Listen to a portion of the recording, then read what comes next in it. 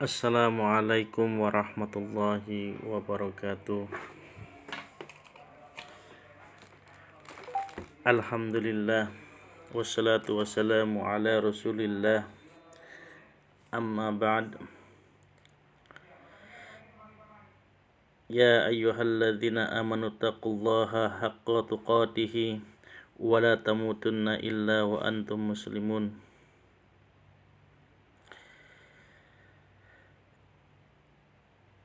Sahabatku, semoga Allah Subhanahu wa taala meridai kita semua. Pada kali ini kita akan membicarakan atau membahas pusaran atau sekitar penghambaan diri kita kepada Allah Subhanahu wa taala.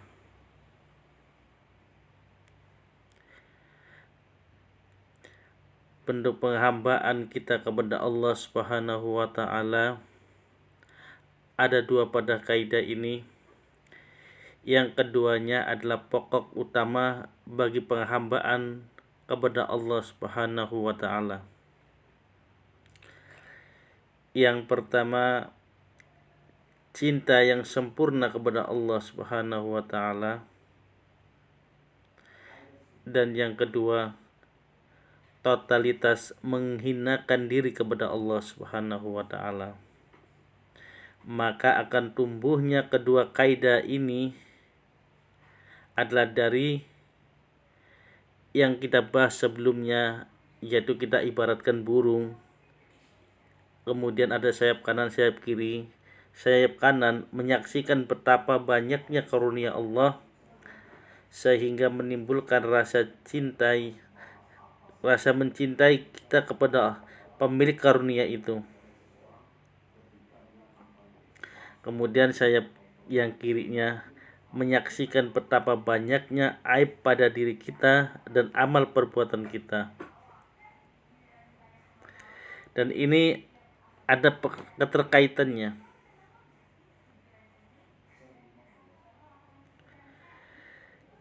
Kita bisa dikatakan menghambakan diri kepada Allah, yaitu kita cintanya totalitas kepada Allah. Begitupun menghinakan diri kepada Allah secara totalitas juga. Maka akan sempurna bentuk penghambaan diri kita kepada Allah Subhanahu wa taala. Sehingga menimbulkan rasa rendah diri yang sempurna kepada Allah Subhanahu wa taala. Apabila langkah seorang hamba menuju kepada Allah Subhanahu wa taala dibangun di atas dua pilar ini.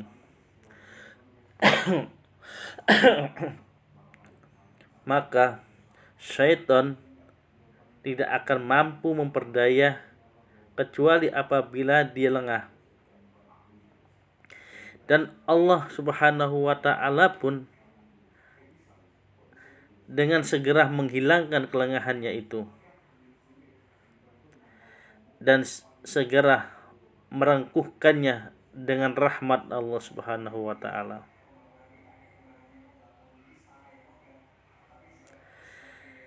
Penghambaan diri kita kepada Allah Subhanahu wa taala yaitu harus istiqomah. Nah, di sini kita perlu istiqomah menghambakan diri kepada Allah Subhanahu wa taala. Yaitu sebab-sebab hati menjadi istiqomah itu seperti apa dan bagaimana seseorang atau seorang hamba akan menjadi orang yang istiqomah apabila hati dan anggota badannya istiqomah.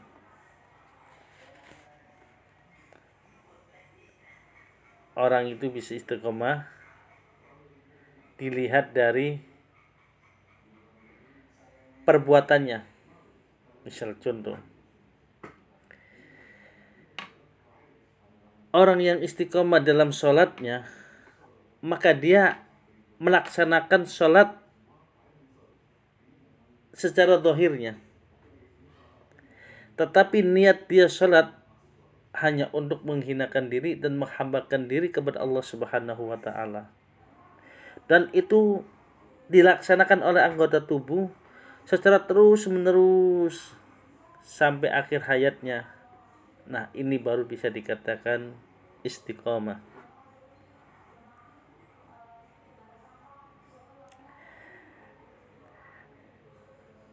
Jadi, hati seseorang akan menjadi istiqomah dengan dua perkara. Satu, mendahulukan cintanya kepada Allah Subhanahu wa taala ketimbang cintanya kepada yang lain. Maka apabila terjadi pertentangan antara cintanya kepada Allah dengan cintanya kepada yang lain, maka dia akan mendahulukan cintanya kepada Allah. Dia mengurut-urutkannya sesuai dengan tuntunannya. Sikap ini sangat mudah diucapkan, tetapi sangat sulit untuk dipraktekkan.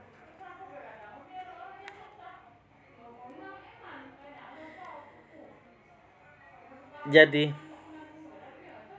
kalau apabila di dalam hati kita ini ada satu pertentangan antara perintahnya Allah dengan kesenangan hawa nafsu ataupun perintah-perintah makhluk Allah yang lainnya, maka orang yang bisa dikatakan istiqomah, maka hatinya akan memilih kepada perintahnya Allah Subhanahu wa taala. Dan itu terus dirunut. Tatkala ada pertentangan lagi dalam sebuah perintah dan perintah makhluk-makhluk yang lain, maka dia akan memilih perintahnya Allah. Walaupun sama-sama perintah, antara perintah Allah dengan perintah Allah, tapi kita harus lebih mengutamakan perintah Allah yang bersifat wajib.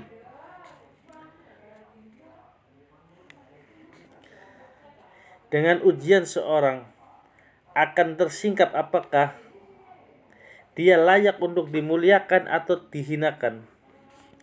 Dan betapa banyak seorang lebih mendahulukan apa yang dicintai oleh dirinya dan hawa nafsunya, atau mendahulukan apa yang dicintai oleh pembesarnya atau amirnya atau syekhnya atau keluarganya di atas apa yang dicintai oleh Allah.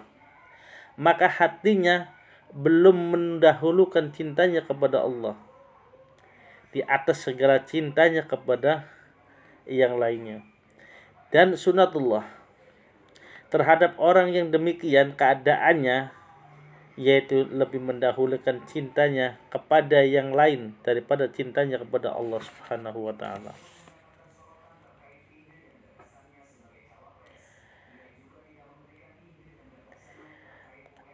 Dia akan merana dan susah karena cintanya, dan dia tidak akan mendapatkan sesuatu apapun kecuali dengan merana dan susah payahnya sebagai akibat dari mengutamakan hawa nafsunya.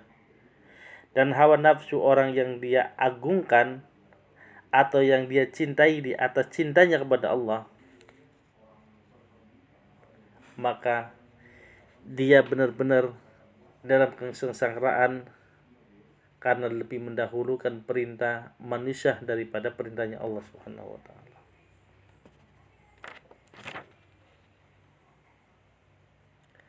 Itu yang pertama. Sebab-sebab hati menjadi istiqomah, yaitu mendahulukan cintanya kita kepada Allah ketimbang cintanya kepada makhluk yang lainnya. Kemudian sebab yang kedua, kita mengagungkan perintah dan larangan Allah yang tumbuh dari pengagungan terhadap pemilik perintah dan larangan itu, yaitu Allah. Sesungguhnya Allah mencelah orang yang tidak mengagungkannya dan tidak mengagungkan perintah dan larangannya.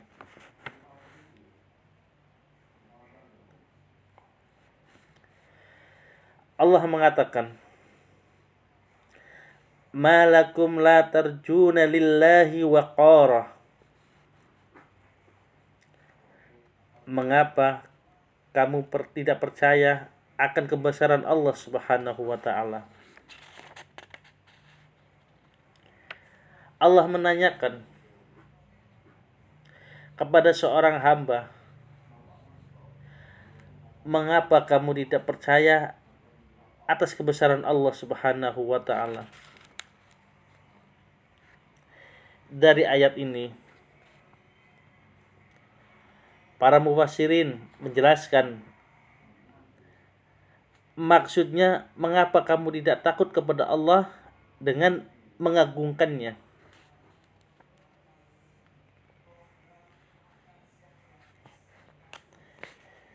Nah, itu kita simpulkan bahwa sebab-sebab kita menjadi istiqomah di dalam perintah Allah dan kita menjauhi larangan-larangan Allah,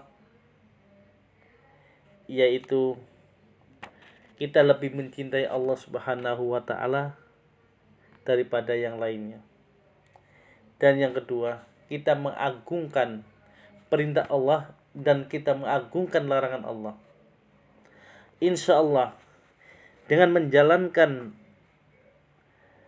sebab-sebab ini, maka Allah akan menjaga hati kita menjadi orang yang istiqamah di atas perintah Allah dan di atas larangan Allah, dan lebih mencintai keagungan Allah daripada keagungan atau cintanya kepada manusia atau yang lainnya. Demikian